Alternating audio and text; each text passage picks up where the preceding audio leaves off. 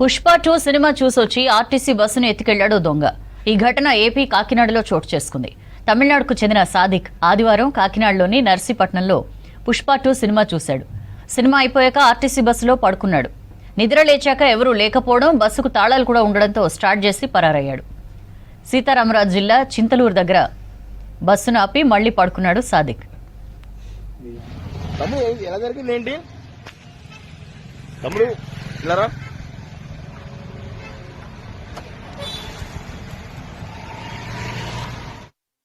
Tuni to Narsipatnam తిరిగే ఒక bus miss అయిందన్నట్టు ముందు మనకి తెలియపరిచారు.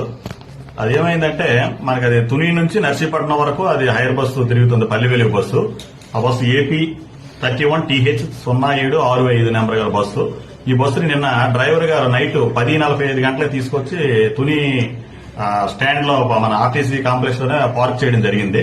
పార్క్ చేసిన తర్వాత ఆ క్లీనర్ కి అప్పచెప్పాడు అనమాట, క్లీన్ చేయమని.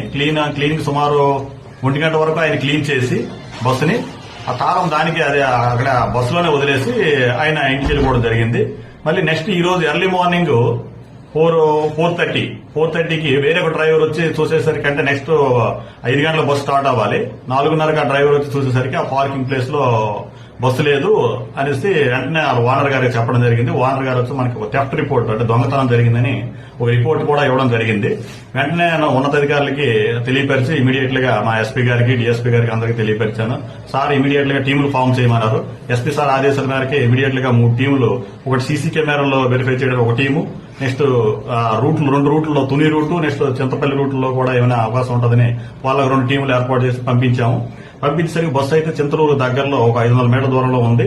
వెంటనే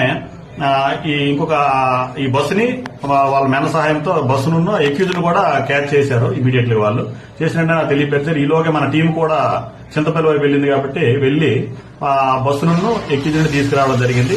ఫర్దర్ గా ఇంకా కేసు రిజిస్టర్ చేసాము, ఇన్వెస్టిగేషన్ చేస్తున్నాము.